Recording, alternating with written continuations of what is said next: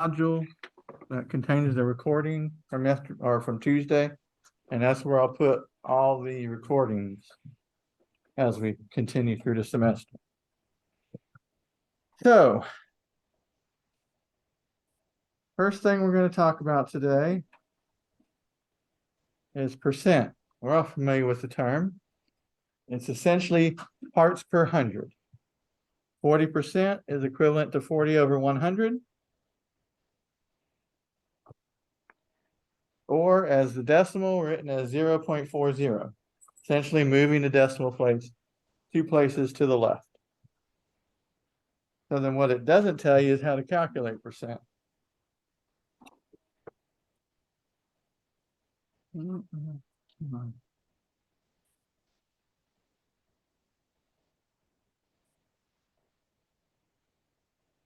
So to calculate percent, we take the part,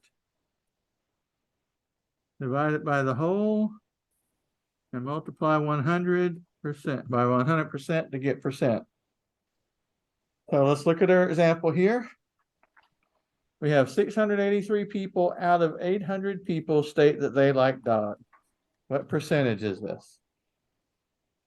Well, we take the part, which is the 683, and we take the whole, which is the 800, and then we multiply. So we do this division with our calculators. You are allowed to have your calculators for exams. Here's the division. I get 0.85375 times 100%, which is 85.375%. Any questions on how we did that? Essentially, to go from percent to decimals, you move the decimal place 2 places to the right. Or scratch that. To go from percent to decimal, you move the decimal place 2 places to the left. To go from decimal to percent, you move it 2 places to the right.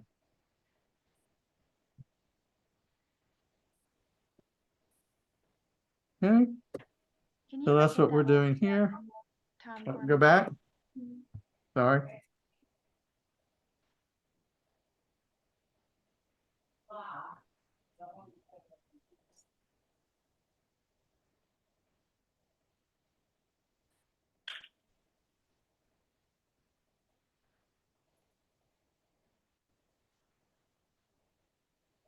Got it? Okay, write the following values as percentage. So 3/4, we basically divide 3 by 4, which is 0.75. And then we have decimal, convert it to percent, move it 2 places to the right, 75%. Any questions on that? Here we have decimal, so we're simply moving it 2 places to the right, 1%.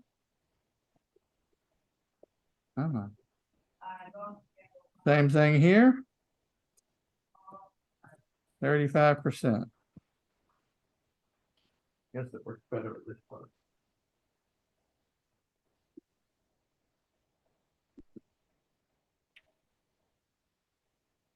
Any questions on those? Fairly simple. That's how it starts out.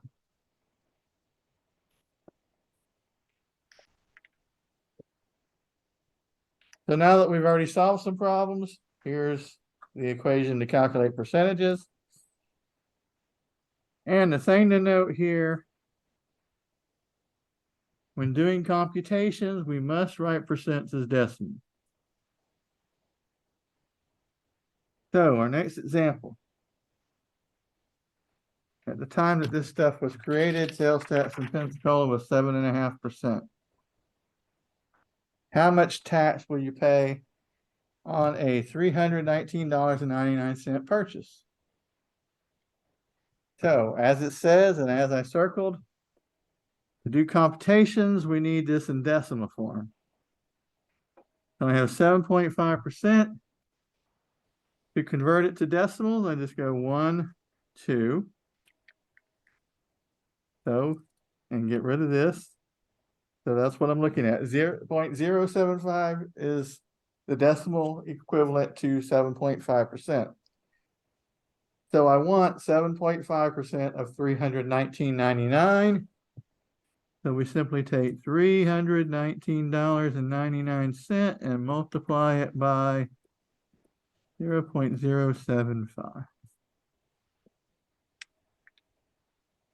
Okay, so when I get my calculator out, $319.99, oops, helps to hit the right buttons, times 0.075 gives me 23.99925. So we're dealing with money here. So there's only 2 decimal places. So we need to round this one. So we look at this one, it's 9. So what do?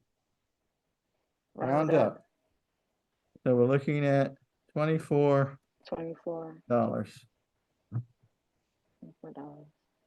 Any questions on how we did that?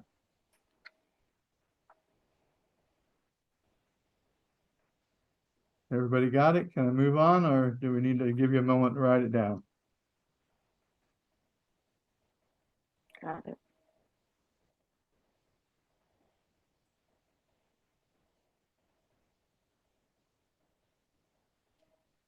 So the value of a 2004 BMW M3 dropped from 14,000 to 12,000 over the past year. What percent decrease is this? So we remember percent is the part over the whole times 100.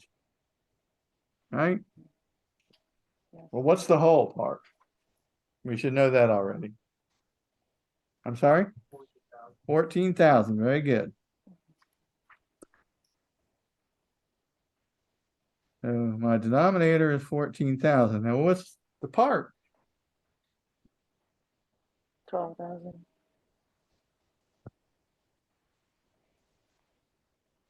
We want the percent decrease. So how much did it decrease? And I think somebody said 2,000. And then again, times 100 to make it percentage. We do our calculations. I get 0.14285711429 times 100. Typically, I would round to at least 2 decimal places unless you're otherwise told. There will be some problems later on where it says round to 3 decimal places. For the most part, I'd at least have 2. So here we simply multiply by 100, move our decimal place. I get 14.2. Looking at this 8 here, this is a 5, 9. And we're percentage. Any questions on how we did that?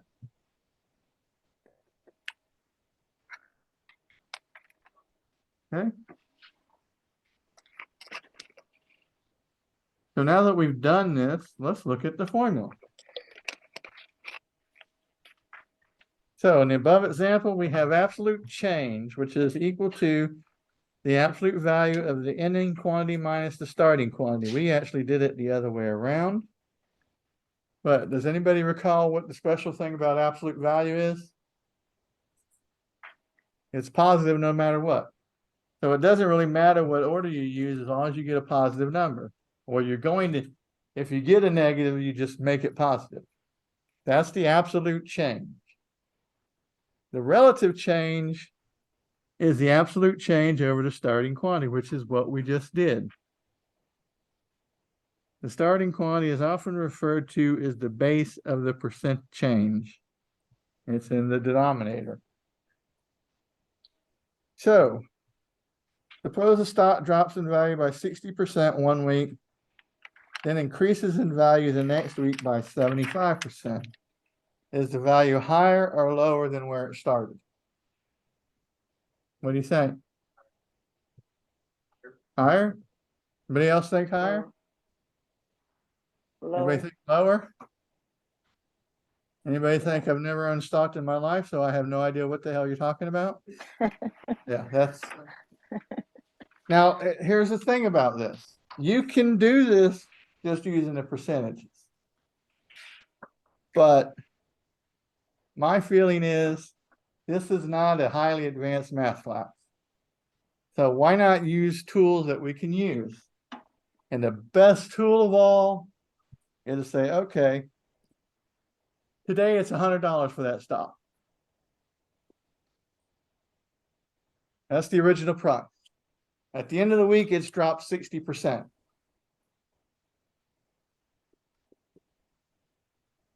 Now it dropped 60%. Well, what is 60% in decimal form? 0.60. 0.60. So now we need to figure out how much did it drop in dollars. Well, that's simply our 100 times our decimal form of the percentage, which is $60. Now that's not the price. That's how much the price dropped. So it was at 100. It dropped $60. So after week 1, it's worth $40. Okay. Now it says it goes up in value by 75%. 75% of what? Right, which is 40. 40. So our 75%, we can rewrite that as 0.75. 0.75. And then we want 75% of 40, which is what, 30? 30. So now it's gone from 40, it went up 30, so 40 plus 30 is $70. 70. So is it worth more now or than when we began? When we began. Oh, yeah. A good understanding of percentages can help you. My favorite is, I don't want to get too political, but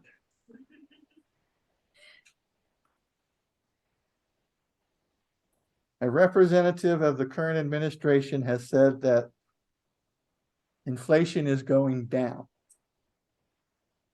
Now, if you follow this stuff, and you may not, last year around this time, inflation was what, 7 to 9%, depending on when. And now it's at 3.2%.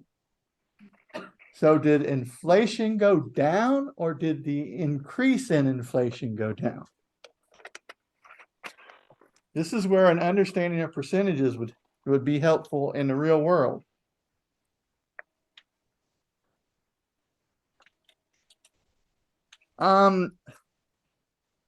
You could, yes. It's not necessarily a bad practice. The main thing is to realize that it's the 40 that you're going to multiply by 1.75.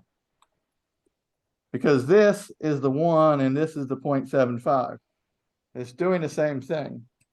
I'm approaching this from the standpoint of we don't have a whole lot of knowledge of this stuff. So I do a longer method of doing it. Hopefully, so it's less confusing, but that method would work, yes.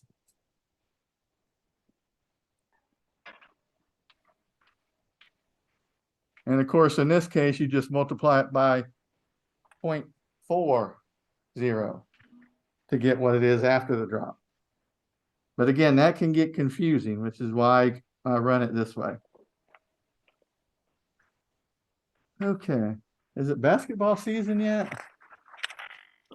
Not yet, not quite. Didn't it just end like 2 weeks ago? I think they're doing summer league or something. I don't know why I never got into basketball.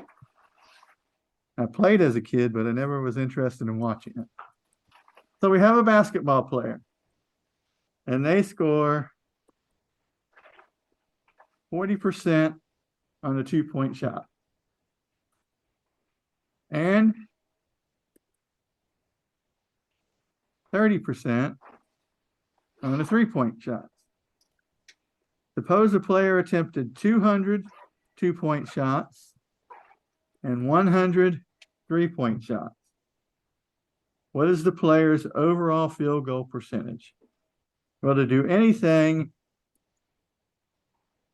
let's go ahead and create a third column. Well, we know there's going to be 300 total shots, right? 200 plus 100, Right. right?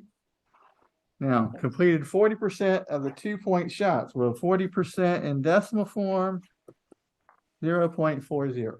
5.0. All right, so we have 200 times 0.40, and I believe that's 80. 80. So we know we have a completion of 80, and then 30% is 0.30. Yeah. And 100 times 0.30 is 30. It's 30. So the total shots completed is 110. Everybody still with me? Right. So 110 Yes. out of the total 300 shots were made. Percent is the part over the whole. Part is 110, the part that they made. Total number of shots is the whole. We're going to multiply it by 100% as well. I always forget that part. So we have 110 divided by 300, which just gives us, getting ahead of myself, 0.366 repeating. So we'll go here, here. And I better put another one. Don't want anybody to get upset. So we multiply that by 100. We get 36 point and to 2 decimal places. So we're actually looking at this one here, and this here rounds up. So it's 67%. There we go.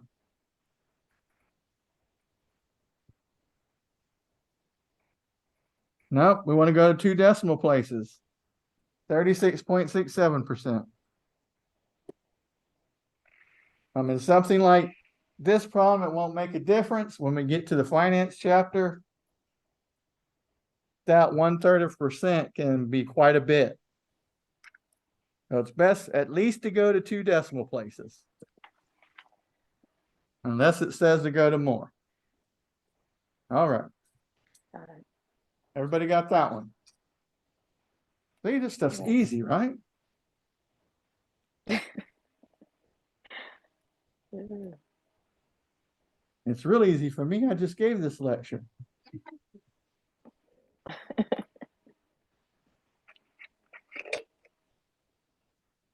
I already know all the answers. A rate. A rate is is ratio of ratio of 2. 2. I'm sorry? I was gonna Echo, ask, echo. so on Thursdays I do have work early. Would there be any way that I could attend your earlier Zoom meetings with a different class if it's the same? I don't do a Zoom meeting in that class. Are you in the full distance learning or the synchronous class? I think that I'm in the full distance. I don't necessarily have to attend Zoom, So but I you don't have to attend the Zoom meetings at all, actually. I will be posting recordings of the videos after the fact, so you'll be able to refer to that. okay, and that's not gonna affect my attendance at all with my No. financial aid. If you're full distance learning, your attendance is calculated in a different way. I believe it's in your syllabus. Okay, thank you. So a rate is a ratio of 2 quantities. A unit rate is a rate with a denominator of 1. So everybody's heard of miles per gallon, right? So your car can drive 300 miles on a tank of 15 gallons. Express this as a rate in terms of miles per gallon. miles, 300 per 15 gallons. That's the rate it wants. And then if we wanted to do it as a unit rate, we can divide by 15 and get 20 miles per 1 gallon. Or, as you see it, mainly 20 miles per gallon, which isn't very good in today's world. Excuse me. Any questions on rate, unit rate?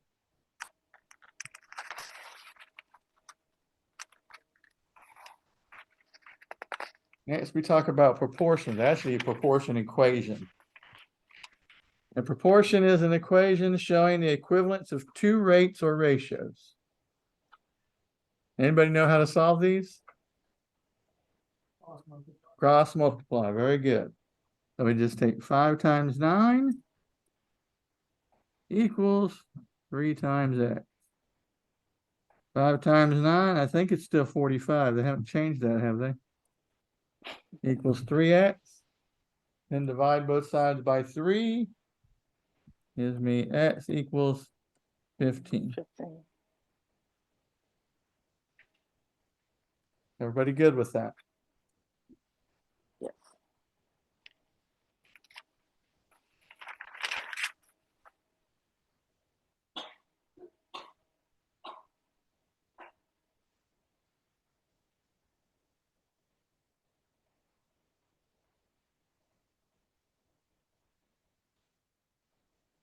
Okay to move on now? Yes. I don't hear any screaming.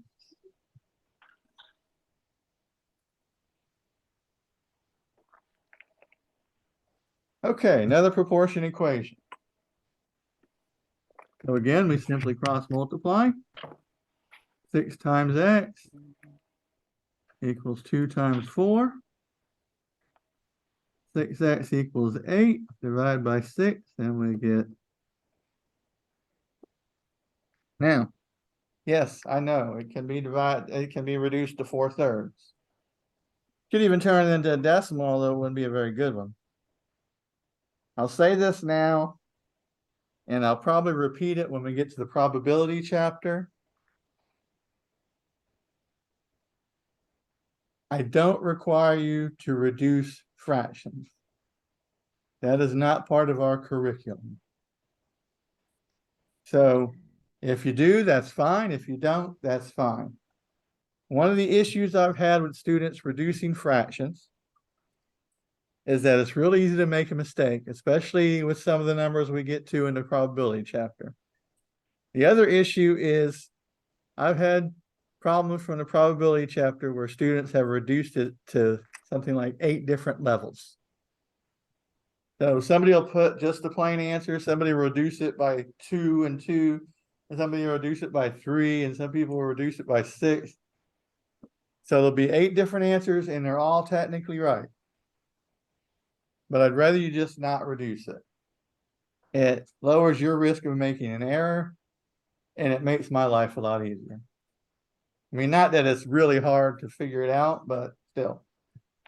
Why do something that's not required? Especially if it's something that you can make a mistake with.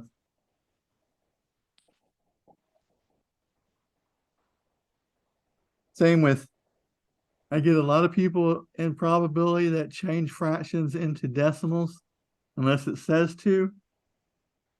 Don't.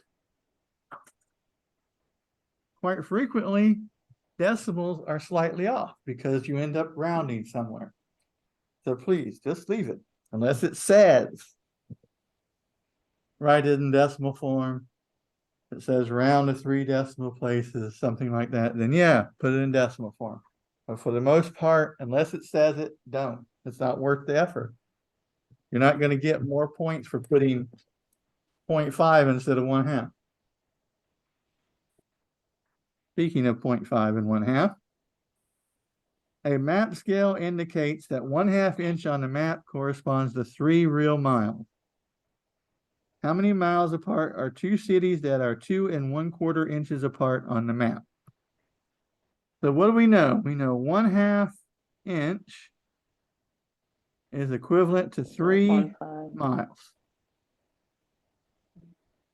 So 2 1/4 inches is equivalent to how many miles?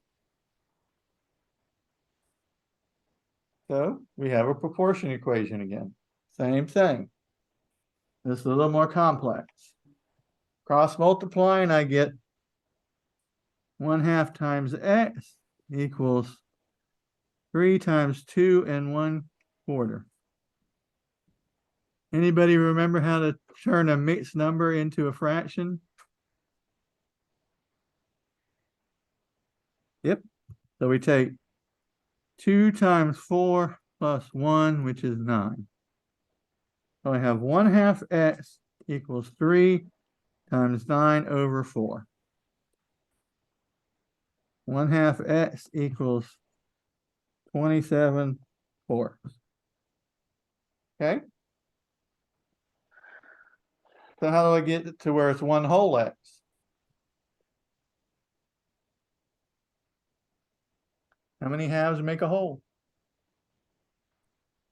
2. So if I multiply it by 2, if I multiply this side by 2, I get x. Well, if I multiply the left side by 2, I have to multiply the right side by 2. And here I would get 54/4. And I'm fine with that.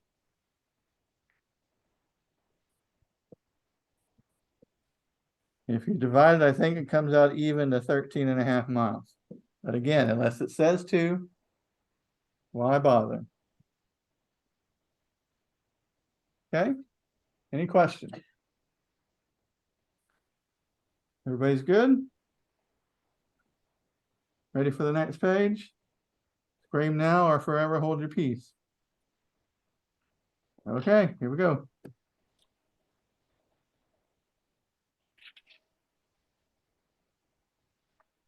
Many proportion problems can be solved using dimensional analysis.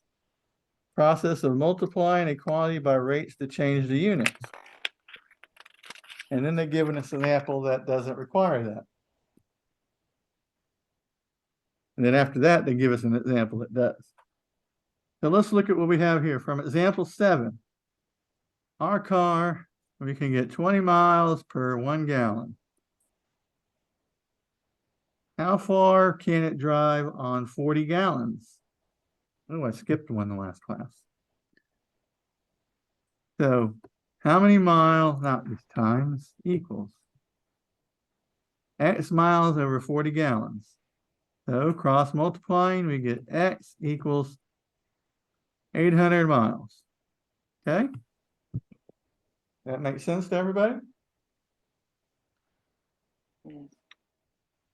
Now, again, I can get 20 miles for 1 gallon. How many gallons are needed to drive 50 miles?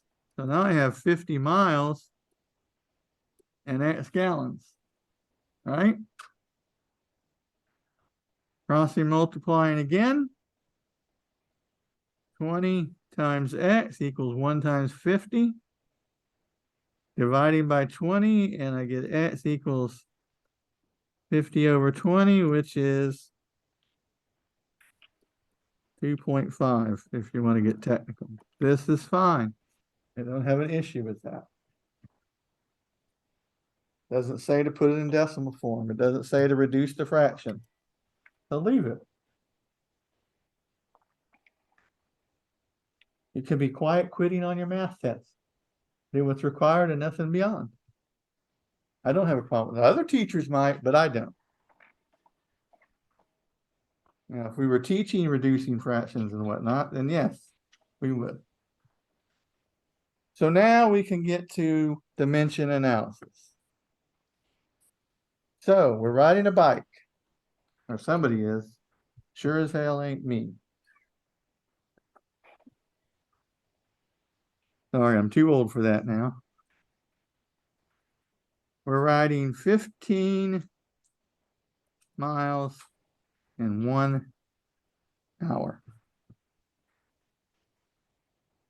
How many feet will it cover in 30 seconds?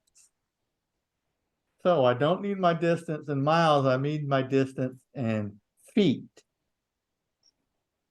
So does anybody know how many feet are in a mile?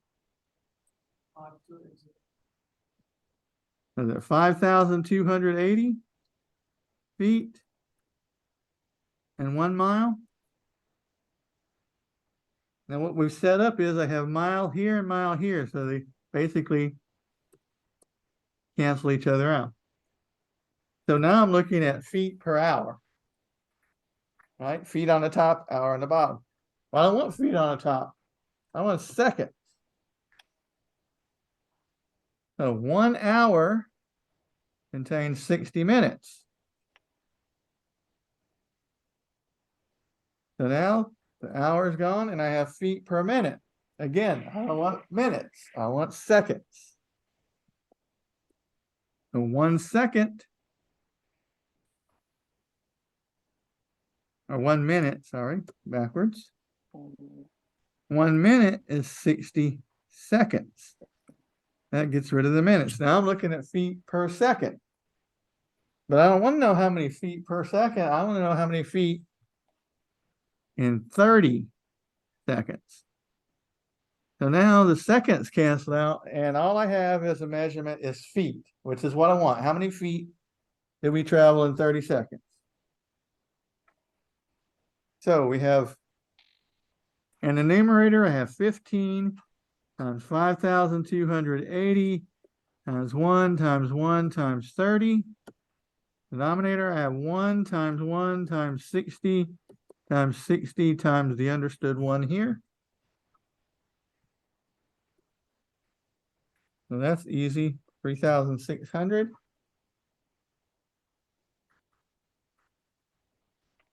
$15 times 5,280 times 1 times 1 times 30 is 79230. Divide that by our 3,600. And I think we made an error somewhere.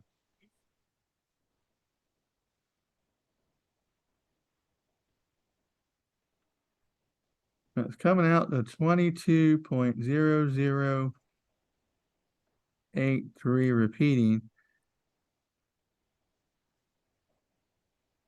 I think we made a mistake somewhere.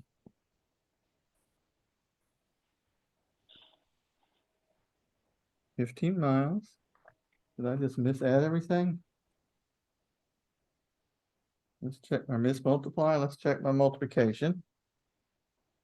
15 times 5,280 times 1 times 1 times 30.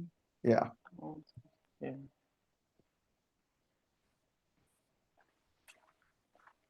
Never hurts to double check your multiplication.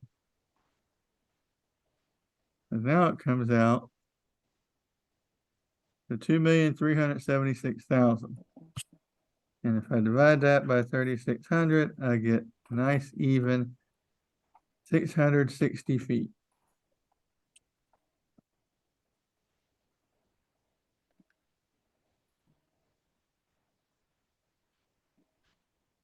Yes, you are correct. Good job.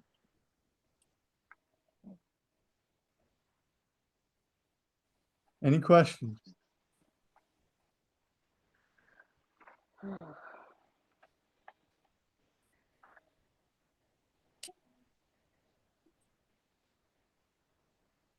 I'm sorry, this is this here?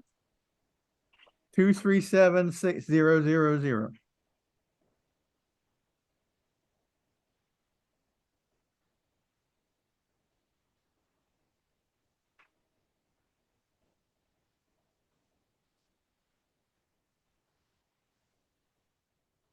Everybody got it?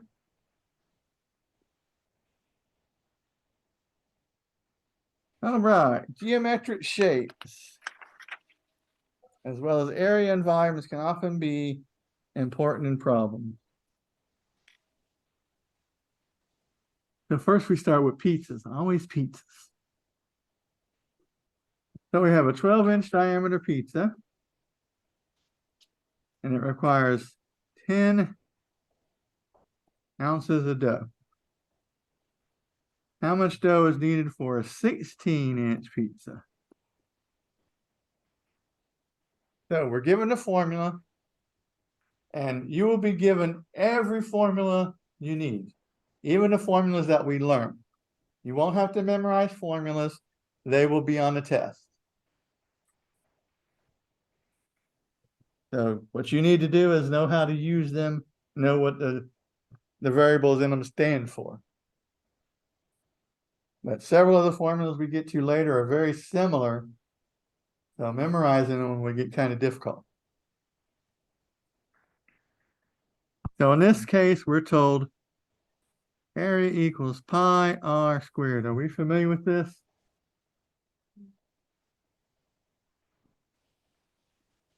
I always thought pi around, but so the area of our circle, or pizza in this case, is pi, which is a constant, 3.14159, and on and on and on forever. Did you know that your social security number is in pi somewhere? All of them, everybody's. Your birth date, your student ID number, all that stuff's in there somewhere because it goes forever. I'm not sure how many digits they've gotten to yet. And then R is what? Anybody remember that? Radius, which is 1/2 the denominator, diameter.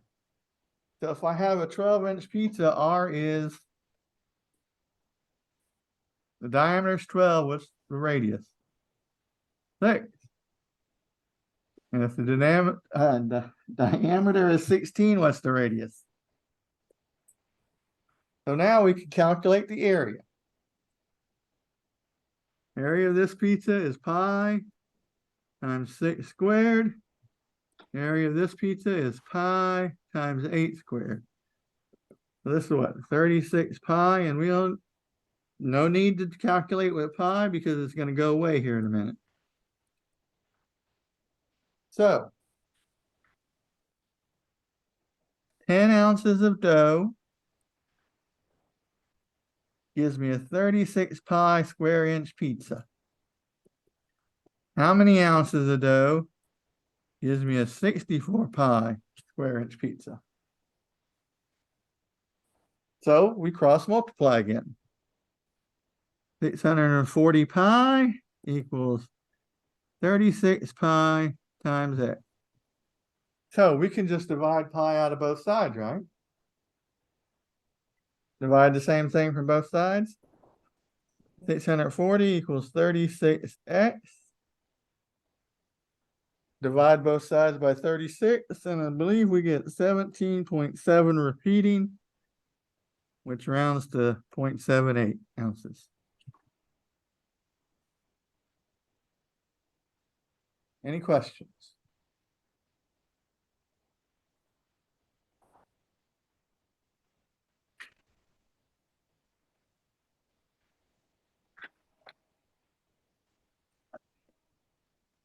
Everybody got it?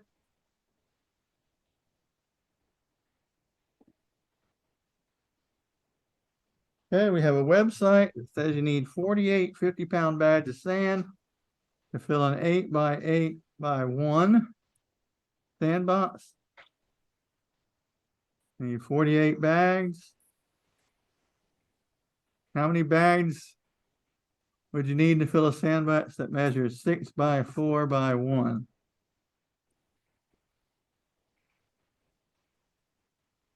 Well, here we need the formula for volume. If you're not familiar, volume equals length times width times height, which is what these measurements are. So here my volume is 8 times 8 times 1, or 64 cubic feet. And here my volume is 6 times 4 times 1, which is 24 cubic feet. Okay? Everybody good so far?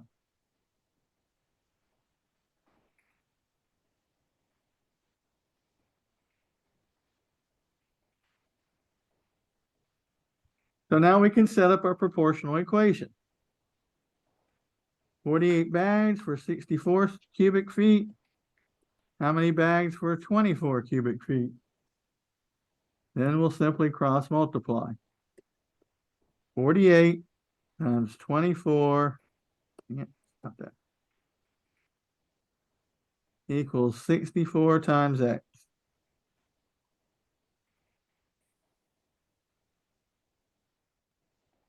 Forty-eight times 24, 1,152 equals 64X. Divide by 64, and we get 18 bags. And that's it. Any questions so far?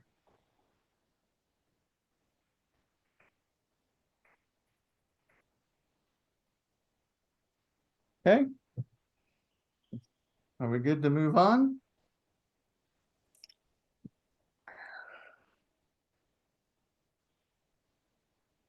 Let's see, a couple pencils still going. Everybody ready? Getting in the home stretch. So now that we've spent 9 pages solving problems, here's a method to use to solve problems. So first it says to identify the question you are trying to answer. Sounds silly, doesn't it? But I tell you, in my college algebra classes, I have students that'll do a whole page of work and not answer the question. Now, if I hunt real closely, get out my magnifying glass and look real close, I can find the answer, but they don't seem to want to tell me what it is. So please make sure you're answering the question. Then we're going to identify the information you will need and the relationships you will use to answer that question.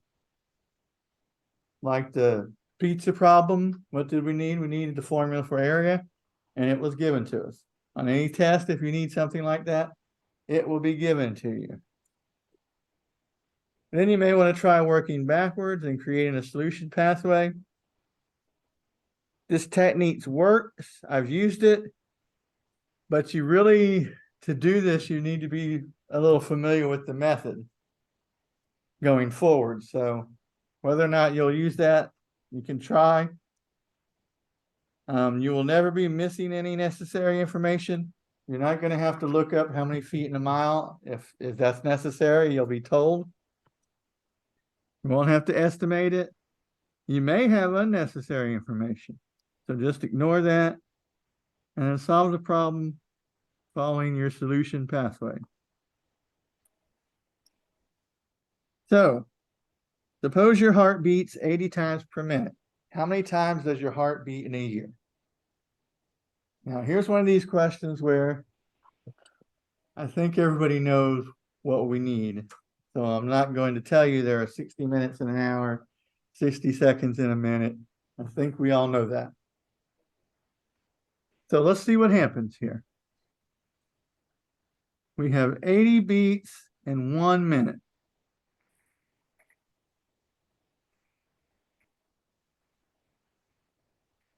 Right? There are 60 minutes in 1 hour. So far, so good.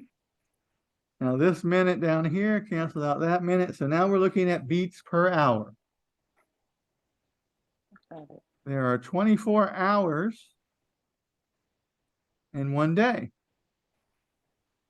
At least for now. So that gets rid of that. Now we're looking at beats per day. And then lastly, not a leap year. So 365 days in 1 year. Again, the days cancel out. Now we're looking at beats per year. We multiply across on the denominators, we get just simply 1. Multiplying across by the numerators, we get a really, really big number. 80 times 60 times 24 times 365. And evidently, I put something in wrong. 80 times 60 times 24 times 365.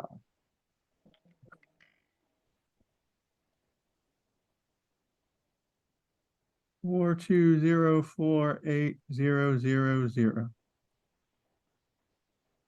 beats per year. That's a lot of heartbeats. 4 million.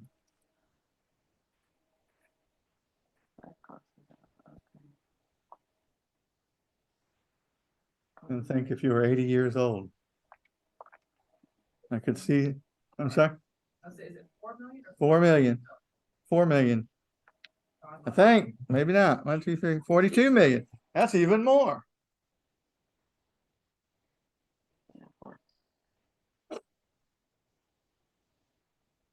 So what, if you're 80, that's over 3 trillion heartbeats in your lifetime?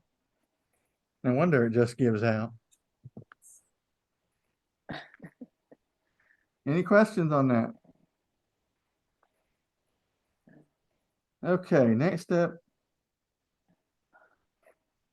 I want to change this.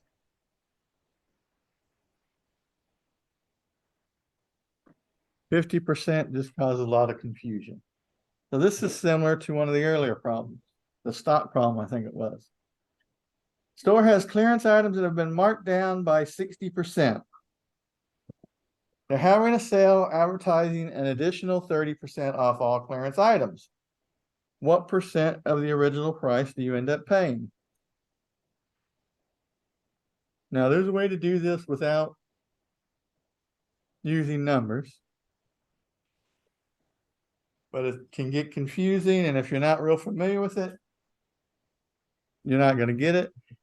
And it's not simply take 60% plus 30% is 90%.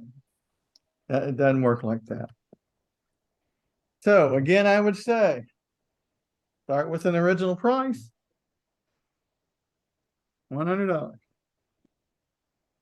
We have a 60% discount. So 60% of 100. So now the price is $40, not $60. Now we're going to mark it another 30% off. Now that's 30% off the $40 price.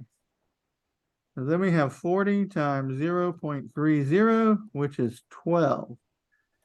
So we take our $40 price, we take another 12 bucks off, we end up with a final price of 28. And now you see why I use 100.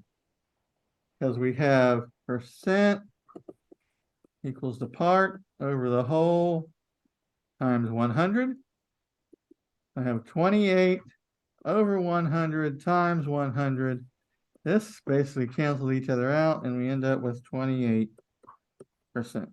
And that is why I use 100 for the starting price, because the math is a lot easier.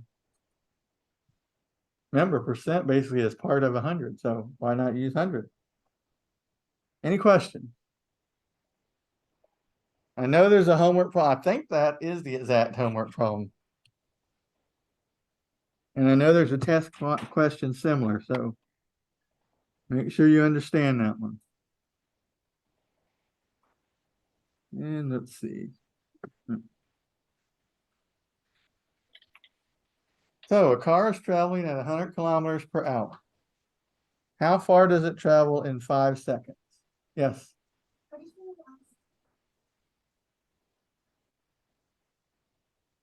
I'm sorry? I use 100 because it's easier to do the math. See, essentially, once I get this, since I used 100, I know it's 28% because the hundreds cancel out. You could use 200, you could use 500, you could use $1.25. It would all work out, but the math gets a little more difficult when you're trying to figure out the percentage. Whereas if I use 100, I'm looking at some amount over 100 times 100. So whatever that part is, that's what the percentage is going to be in that case.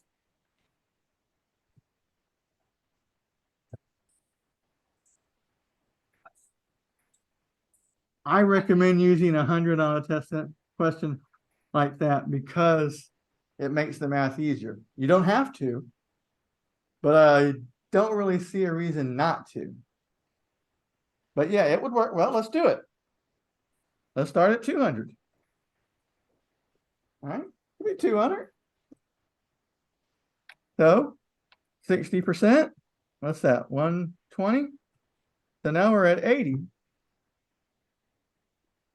30%, what's that? 24. So that brings us to 56. That's our final price. So now we have a part 56 over our whole 200 times 100. This is going to be 0.28 times 100. 28%. I mean, I could show you a way to do it without coming up with a beginning value, but I feel it's easy to do it coming up with a value. And I feel 100 is the perfect part because really, once we got here, we knew that was the answer, 28%. Or you will as you practice this more. But yeah, the only reason I use 100 is it makes the math easier.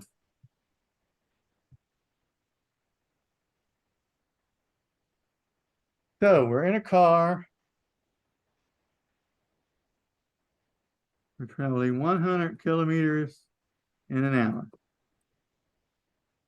How far does it travel in 5 seconds? So 1 hour is 60 minutes. 1 minute is 60 seconds. And we want to know 5 seconds. So what happens here? This hour cancels out that one. Minute cancel out minute. Second cancel out minute or second. My numerator is 100 times 1 times 1 times 5. My denominator is 1 times 60 times 60 times an understood 1, right? So we have 500 divided by 3,600. Pull out our calculator. And I get 0.1388888, so I'll go 9. That's kilometers. And that's all I need. And then my favorite problem.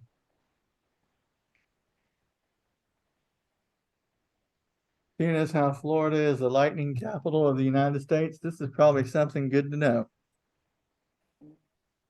I learned it as a little kid. Not how to calculate it, but what it means. Does anybody know? How far does sound travel in 5 seconds? Close. Going the wrong direction. We're going to calculate it. So let's look at this problem. The flash of lightning travels at the speed of light, which is about 186,000 miles per second. So remember how it says stuff about extraneous information? 186 miles per second. It could go around the whole world almost 9 times in a second. So we don't even need to worry about that. Don't need that information. The sound of lightning, which of course is thunder, travels at the speed of sound, which is about 750 miles per hour. If you see a flash of lightning, again, it travels instantaneously for this problem. Then hear thunder 5 seconds later. How far away is the lightning?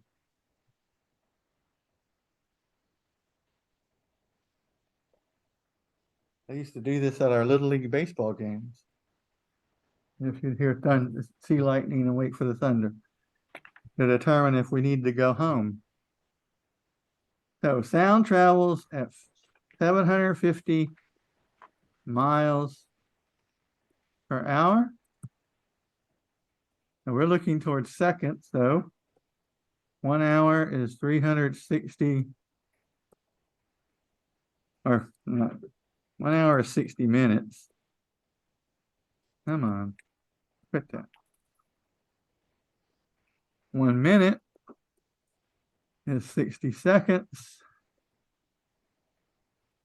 And we have 5 seconds. So what happens? Hour goes away, minute goes away, second goes away, and I end up with miles. I have 750 times 1 times 1 times 5 over 1 times 60 times 60 times an understood 1.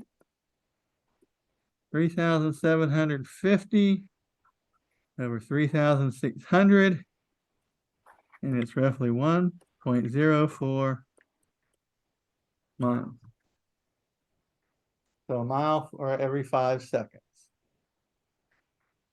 That's how you can tell how far away lightning is.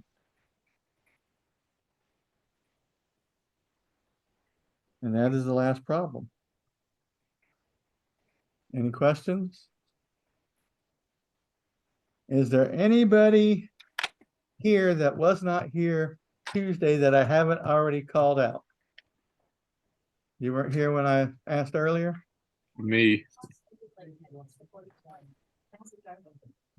Okay, what is your name? Taylor, okay. Kayla, Kimberly. Okay, I need to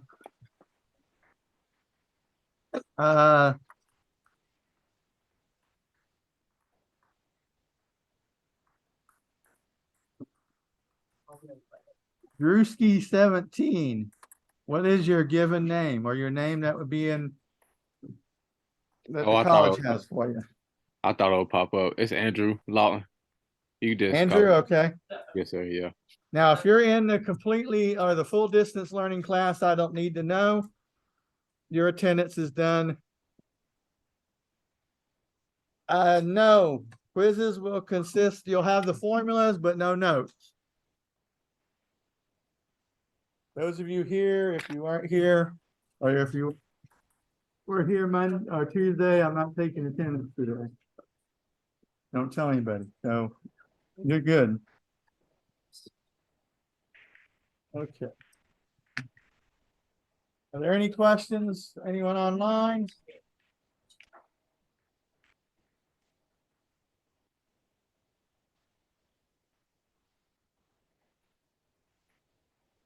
Sorry, I was late. That's okay. So, do we, what days? We meet Tuesdays and Thursdays? If you're in the on-campus version, Okay, Tuesday, Thursday, 4 o'clock. okay.